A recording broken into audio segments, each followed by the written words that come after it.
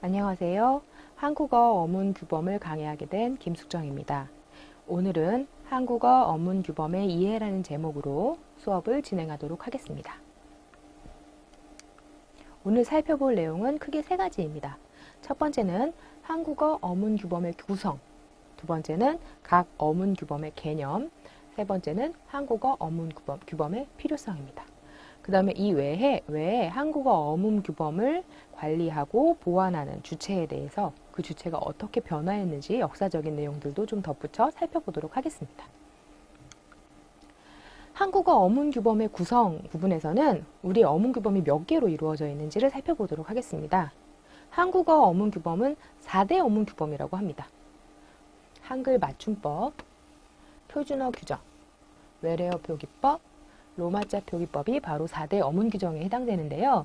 한글 맞춤법은 한글로서 우리말을 표기하는 방법에 관한 규정을 말하고, 표준어 규정은 표준어 사정의 원칙과 표준 발음법을 체계화한 규정을 말합니다.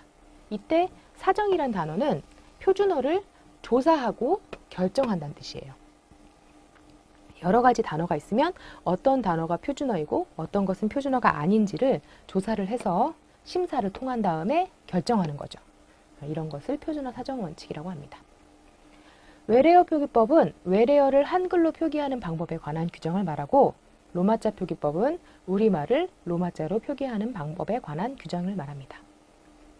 우리가 한글 맞춤법, 어문 규정 이렇게 얘기하면 제일 골치 아팠던 부분이 띄어쓰기나 문장 부호, 한글 프로그램을 이렇게 사용하시면 빨간 밑줄이 막 나오죠. 띄어쓰기랑 문장 부호 부분이 제일 많이 틀리게 되는데, 지금 살펴보시면 4대 어문 규정에는 띄어쓰기나 문장 보호 같은 말이 없죠.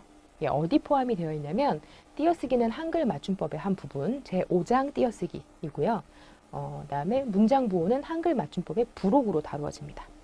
그리고 표준 발음법, 우리 발음도 굉장히 문제가 되는데 4대 어문 규범을 얘기해 보아라 라고 하면 많은 학생들이 제가 이제 현장에서 수업을 해보아도 한글 맞춤법, 표준 발음법, 외래어 표기법, 로마자 표기법 이렇게 말하는 경우들이 있어요. 근데 표준 발음법은 상위의 개념이 아니라 표준어의 하위에 속하는 개념입니다. 그러므로 표준 한글 맞춤법, 표준어 규정, 외래어 표기법, 로마자 표기법 이렇게 말씀해 주셔야 합니다. 앞에서 살펴본 내용을 다시 한번 정리하고 있습니다. 띄어쓰기는 한글 맞춤법의 제5장에서 다루고 있고, 문장 부호는 한글 맞춤법의 부록에서 다루고 있습니다. 표준 발음법은 표준어 규정의 하위 규정으로 표준어 규정이 상위의 개념이고, 그 표준어 규정이 크게 두 부분으로 되어 있는 거죠. 사정의 원칙과 표준 발음법으로 포함되어 나누게 됩니다. 다음은 각 어문 규범의 개념입니다. 이 부분에서 살피고자 하는 내용은 무엇이냐면, 왜 국어에 대한 어문 규정이 4개나 필요한 것인가에 대한 답을 하기 위한 것이에요. 언어는 굉장히 다양한 모습을 띠고 있습니다. 일단 출신이 다 달라요. 그래서 영어에서 온 단어도 있고요. 원래부터 한국어였던 단어도 있고, 한자어에서 온 단어도 있습니다. 또한 우리가 한국어를 표기한다, 한국어를 글로 쓴다라고 생각하면 한글 표기를 가장 먼저 쉽게 생각할 수 있지만, 한글 표기 방식 말고 다른 외국의 문자를 이용해서 한글을 표기할 수도 있습니다. 이렇게 고유어냐, 한자어냐, 외래어냐를 국어어휘의 어종이라고 합니다. 어종이 다른 거죠. 그래서 어종에 따라서 규범이 따로 마련되어야 하고, 또한 국어의 표기 방식에 따라서 한글로 적을 것인가, 그 외에 외국어로 적을 것인가로 나누어서 표기 방식에 따라서도 어문 규정이 별도로 마련되어야 하는 것입니다. 각각을 좀 더 살펴보도록 하겠습니다. 국어 어휘의 어종에 따른 분류는 크게 3가지로 나뉘는데, 고유어, 한자어, 외래어입니다. 고유어는 해당 언어의 본디부터 있던 말이나 그것에 기초하여 만들어진 말을 말합니다. 아버지, 어머니, 하늘, 땅과 같은 단어가 고유어의 예에 속하게 됩니다. 이와 달리 한자에 기초하여 만들어진 말, 더 쉽게는 한자로 적을 수 있는 단어를 한자어라고 할 수 있는데, 공부, 가족, 부친, 천지 등이 이에 해당됩니다. 동일한 의미라고 하더라도 아버지라고 표현하면 고유어로 표현하는 것이고, 부친이라고 하면 한자어로 표현하게 되는 거죠. 하늘과 땅이라고 말하면 고유어인 거고, 천지라고 말하면 한자어가 되는 것입니다. 이 외에 외래어도 있는데요. 외래어는 외래, 밖에서 왔다는 뜻입니다. 그래서 외국에서 들어온 말을 외래어라고 하는데요. 우리 많이 쓰는 컴퓨터, 인터넷 이런 단어들이 바로 외래어라고 할 수 있습니다. 컴퓨터, 인터넷처럼 외래어 중에 가장 많은 비중을 차지하는 것은 영어입니다. 아무래도 우리가 영어권에 영향을 많이 받았기 때문에 영어 단어들이 굉장히 많이 쓰이고 있어요. 그리고 이제 발레 같은 단어는 프랑스어죠. 예, 발레는 프랑스어, 옴부즈맨 같은 단어는 스웨덴어입니다. 예, 스웨덴에서 그 정치의 그 청렴도 같은 것들을 조사할 수 있는 사람들을 옴부즈맨이라고 불렀는데 거기서 온 단어이죠. 한자어도 엄밀히 말하면 외래어의 하나로 볼 수 있습니다. 왜냐하면 한자가 중국에서 우리나라로 들어온 유입된 것이기 때문에 한자어도 엄밀히 말하면 외래어라고 볼 수 있지만 왜 외래어에서 분류해서 다른 어종을 별도의 어종으로 분류하냐면 유입 시기가 워낙 이르기 때문입니다. 한자어의 유입 시기는 삼국시대입니다. 우리가 고구려, 백제, 신라라고 말하던 그 역사가 있던 그 시대에 이미 한자가 유입이 되었어요. 그렇기 때문에 다른 외국어, 프랑스어나 스웨덴어, 영어 같은 것들이 우리말에 영향을 주기 훨씬 이전부터 유입되어서 사용되었던 거죠. 들어온 지 너무 오래되면 외국어인지 한 고유어인지 구분할 수 없는 경계에 이르게 되는 경우들도 많이 있습니다. 그래서 사람들, 국어 화자들은 한자어를 외래어로 인식하기보다는 고유어에 가깝게 인식을 하게 됩니다. 그래서 외래어와 구분하여서 한자어를 별도의 어종으로 처리하고 있는 겁니다. 그래서 국어어휘의 어종을 고유어, 한자어, 외래어 세 수로 나누었는데요. 그 학자에 따라서는 한자어를 외래어에 포함시켜서 다루고 있는 경우들도 있습니다. 하지만 한자어를 분리하는 견해가 좀 더 많은 견해입니다.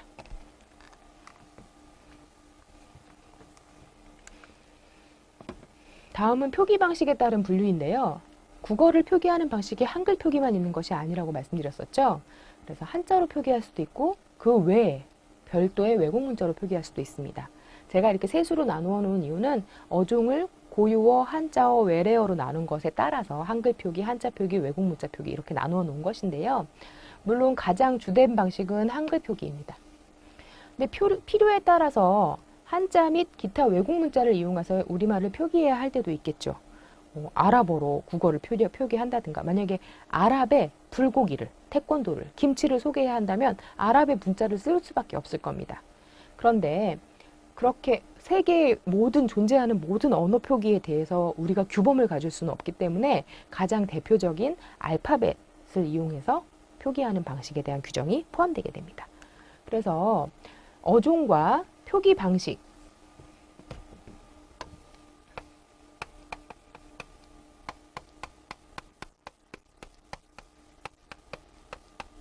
어종과 표기 방식에 따라서 어문 규정이 나뉘게 됩니다. 다 필요에 의해서 만들어졌다는 거죠. 한자어는 고유어와 한쌍으로 묶이게 됐고요. 외래어를 구분해서 고유어와 한자어에 적용되는 규정이 있고 외래어를 대상으로 하는 규정이 있게 됩니다. 또 한글로 표기하는 것에 관련된 규정이 있고 외국어로 표기하는 것에 관련된 규정이 있습니다.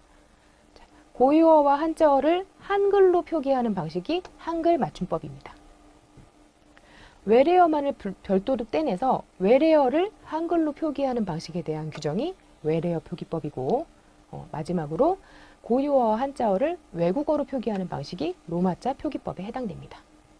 외래어를 외국어로 표기하는 것은 우리말에서는 크게 의미가 없겠죠. 어느 한 부분이라도 우리말, 한글과 한국의 말과 글과 연결된 부분에 관련된 규정은 필요하지만 외래어를 외국어로 표기하는 규정은 별도로 이제 만들 필요가 없어서 이 부분은 비어 있습니다.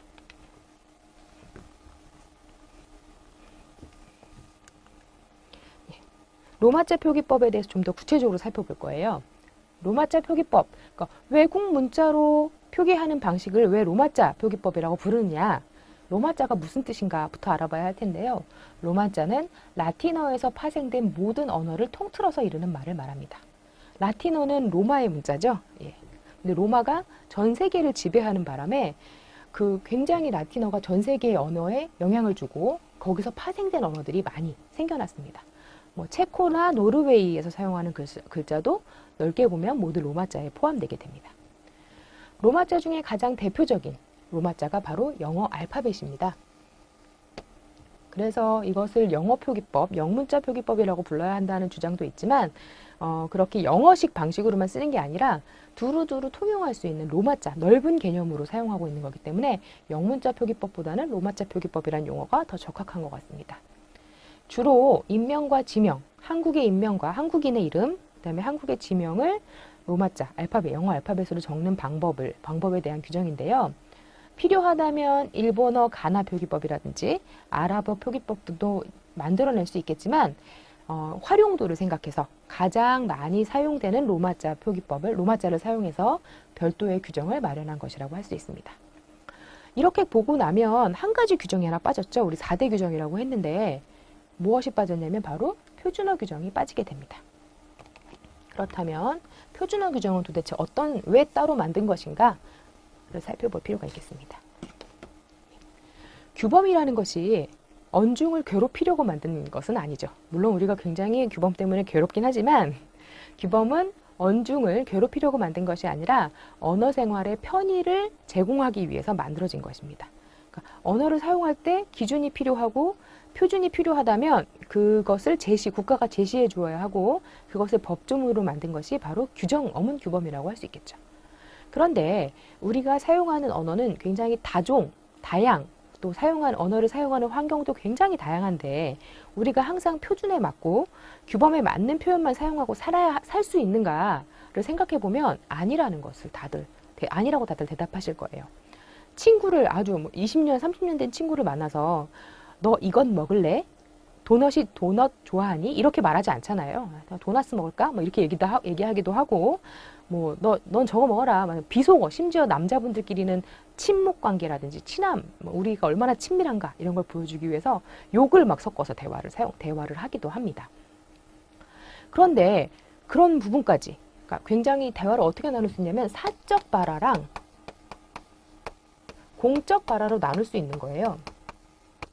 개인이 만나서 서로의 친밀감도 표현하고 개인의 관심사에 대해서 대화를 나누는 사적 발화도 있고 제가 이렇게 선생님들에게 학습자분들에게 이렇게 수업을 하는 건 공적 발화라고 할 수 있겠죠. 그런데 우리가 사적 발화랑 공적 발화를 구분해서 사용할 수 있어야 돼요. 그리고 공적 발화는 일정한 표준에 맞춰서 표준 기준에 맞춰서 그 기준에서 허용하는 한도 내에서 말을 해야 하는데 자, 이럴 때 어문 규범이 바로 필요하게 된 것입니다. 규범은 다시 한번 얘기하자면 규범은 언어 생활의 편의를 위해서 마련된 것이고 이때 규범의 적용 대상은 공적 대화로 한정되어야 하는데 표준어 규정은 규범의 적용 대상을 명시한 그 공적 대화에서 표준으로 삼아야 할 것이 무엇인지를 명시적으로 보여주는 규정이라고 할 수 있습니다.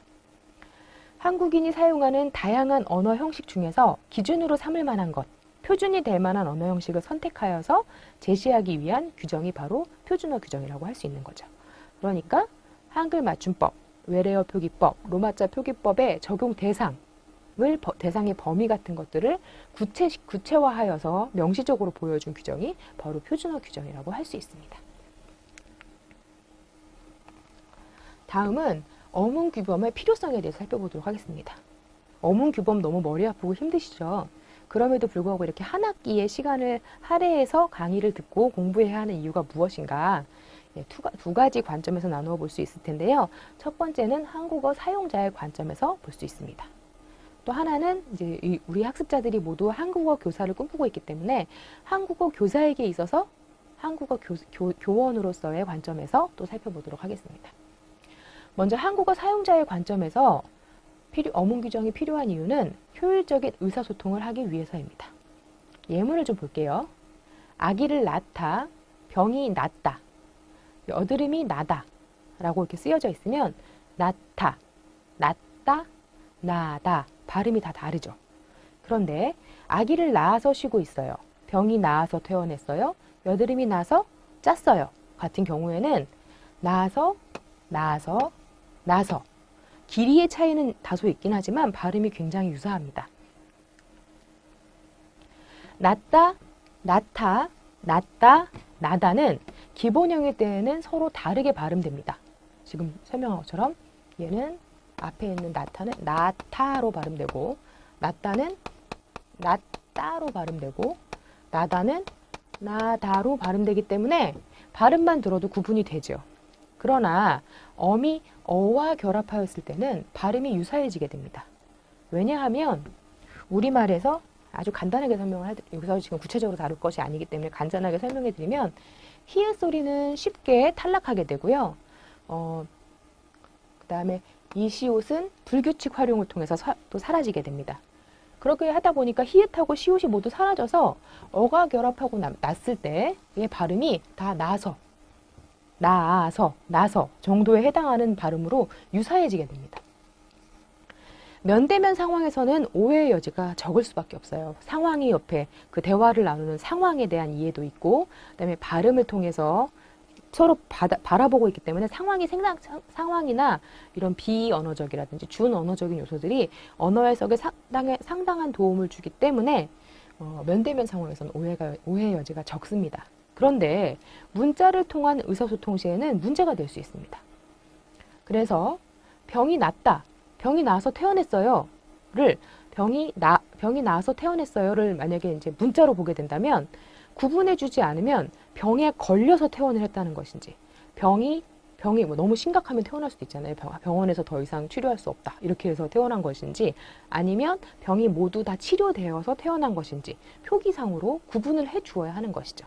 그래서 문자를 통한 의사소통에서 좀 더 효율적으로 의미를 서로 전달할 수 있게 하기 위해서 한국어 어문규범을 어문규범에 제시되고 우리가 또 그것을 따라야 하는 것입니다.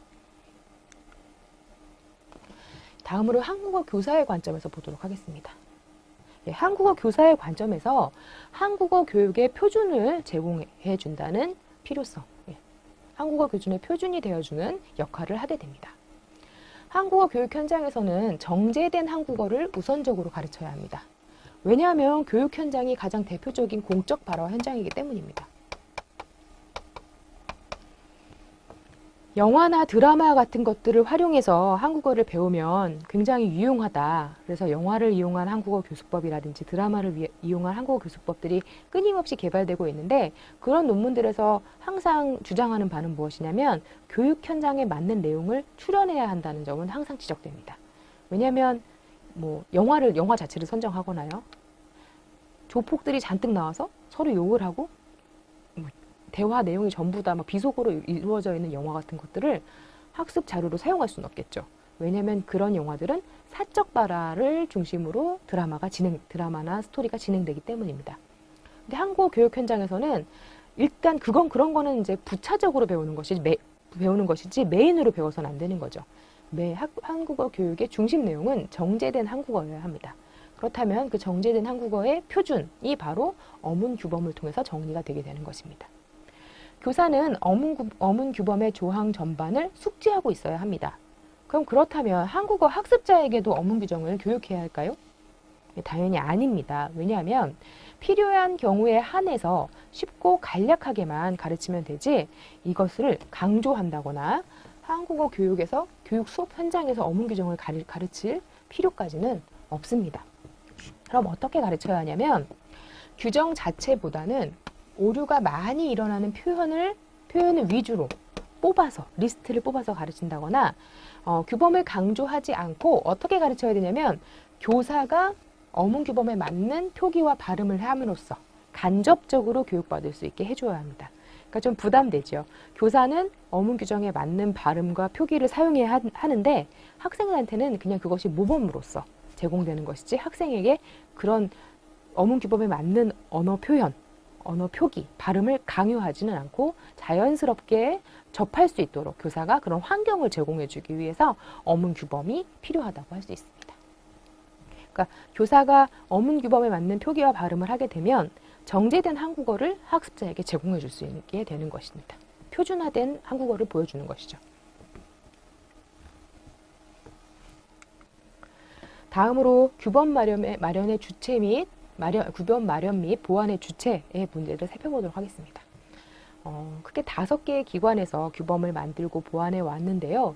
첫 번째는 국문연구소, 다음 조선총독부, 세 번째 조선어학회, 네 번째 국어연구소, 5번째 국립국어원입니다.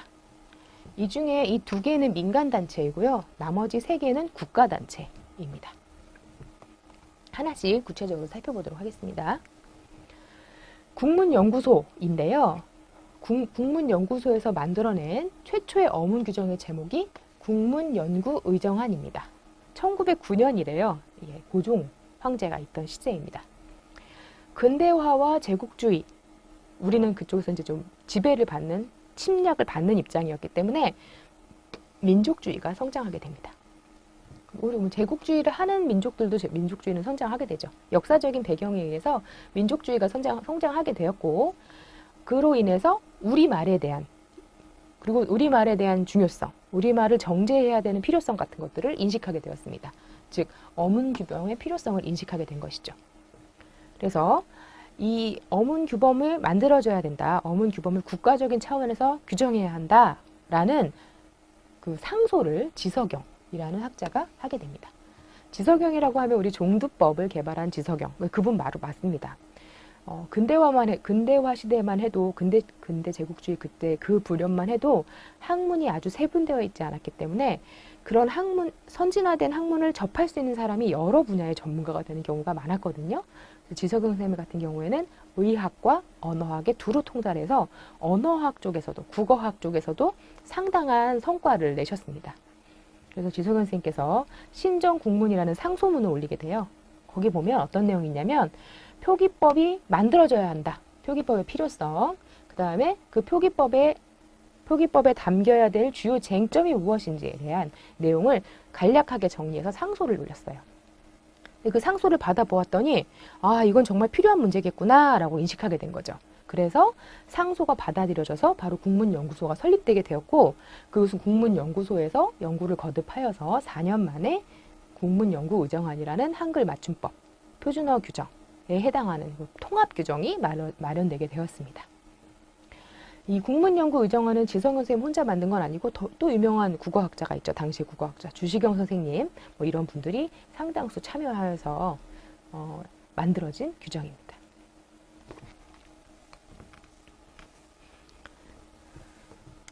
하지만 곧 안타깝게 이제 국가의 주권이 넘어가게 되었고, 조선총독부에서 규범을 마련하고 보완하는 일을 넘겨받게 됩니다. 이때 조선총독부에서 만들어낸 철자법, 그러니까 맞춤법 어문 규정에 대한 어문 규정이 무엇이냐면, 보통학교용 어문 철자법이라는 어문 규범을 이제 만들어내게 됩니다. 2가지 목적을 위해서 만든 것인데요. 첫 번째는 일본인을 위한 조선어 사전을 만들기 위해서, 두 번째는 조선인의 초등교육의 표준을 삼기 위해서 2가지 목적에서 보통학교용 어문 철자법이라는 걸 만들게 됩니다. 되게 다소 간략한 편이고요. 왜냐하면 어문 정책에서 조선어 정책이 그렇게 중요한 정책이 될 수 없기 때문에, 물론 일본 같은 경우에는 식민 국가에 대한 언어 통치를 굉장히 중요시하고 인식을 많이 한 국가였음에도 불구하고 그 상세하게 깊게 연구하는 것이 아니라 통치에 필요한 만큼을 다루었기 때문에 보통학교용 어문 철자법은 지금의 모습하고는 상당수 좀 거리가 있습니다. 세 번째로 이 일을 맡게 된 단체는 조선어학회라는 민간단체입니다. 아직은 강점기이죠. 강점기에 한글 맞춤법 통일안 1933, 1933년에 한글 맞춤법 통일안이라는 규정을 만들게 됩니다. 또한 여기서 멈춘 게 아니라 깊이 연구한 거예요. 우리말에 대한 인식을 고취하고 우리말을 지키기 위한 그 관점에서 다양한 어문 규범을 만들게 됐는데, 기존의 어문 규범들이 통합된 하나의 규범이었다면 어종별, 표기별 특징에 따라서 우리 그 4개나 필요하다고 했잖아요. 그걸 세분해서 어문 규정을 만들게 됩니다. 그 방식 중에 하나가 사정한 조선어 표준말 모음이라는 표준어 규정, 지금의 표준어 규정에 해당하는 거죠. 그 다음에 외래어 표기법 통일안, 외래어 표기법에 해당하는 규정 같은 것들을 만들어내게 됩니다. 여기 로마자 표기법이 빠졌죠. 이 당시만 해도 로마자 표기법에 대한 필요성은 별로 인식하지 못했는데, 그것이 언제 필요해졌냐면 미군정기에 필요해집니다. 그래서 미군정기 그 무렵에 로마자 표기법도 따로 고안이 되게 됩니다. 그때는 국가 주도로 미군정과 함께 국가 주도로 로마자 표기법을 만들게 됩니다.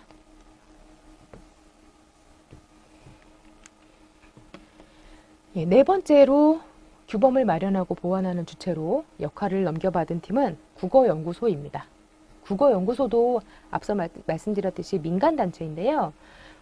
국가의 위탁을 받아서 어문 정책을 연구하도록 위탁받은 비공식 기관이었습니다. 여기서 한글 맞춤법을 33년에 만들고 고치지 않았기 때문에 얼마나 언어 생활과 멀어져 있겠어요. 언어는 끊임없이 변하는데 규정은 그대로 박제되어 있기 때문에 그래서 88년도에 어문 규정을 크게 한번 대폭 손질하게 됩니다. 학교 다니실 때 이 시기를 거치신 분들은 아주 괴로운 시기를 보내셨을 거예요. 어제까지 맞던 표기가 오늘은 틀렸다고 얘기하면서 맞춤법을 대대적으로 손봐서 대표적인 게 이런 단어들이 있었죠.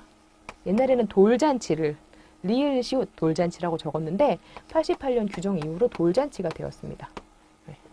저도 이제 이 혼란기에 학교를 다녔는데요. 새로워진 한글 맞춤법을 배우느라고 좀 고생을 했던 기억이 있습니다. 이렇기 때문에 규정을 함부로 바꿀 수 없는 것도 있어요. 이미 사람들이 발음하고 다르다고 하더라도 널리 인식되어서 쓰이고 있는 규범이 있다면 그것을 막 쉽게 바꾸는 것은 어려운 문제라는 거죠. 다음은 국립국어원입니다. 현재 지금 그 규범을 마련하고 보완하는 주체라고 할 수 있습니다. 국립국어원은 어문 규범을 포함하여 국어에 관한 정책 전반을 운영하게 되는데요.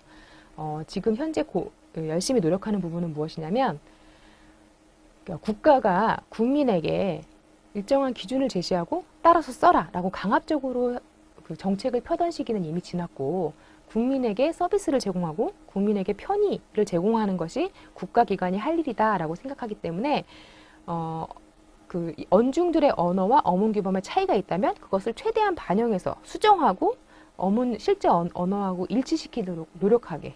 근데 그럼에도 불구하고 언중들이 힘들어하지 않을 만큼을 수용해서 바꾸는 방식, 이 완급을 굉장히 조절하면서 힘들게 어문 규정을 변화시키고 있습니다. 보완 수정하고 있는데 대표적인 게 짜장면이 드디어 표준어가 되었죠. 짜장면이라든지 맨날, 옛날에는 만날이라고만 적어야 됐거든요. 근데 사람들이 하도 맨날 하니까 맨날도 표준어가 된 거예요. 복숭아뼈 같은 단어, 복숭아뼈가 복숭아뼈라고 불리지 않았던 거죠. 이런 표현들이 모두 다 표준어로 인정을 받게 되었습니다. 실제 언어를 어문 규범에 반영하기 시작한 거죠.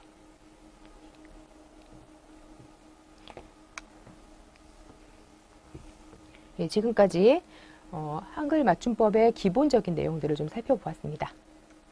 오늘 수업 내용은 여기까지입니다. 수고하셨습니다.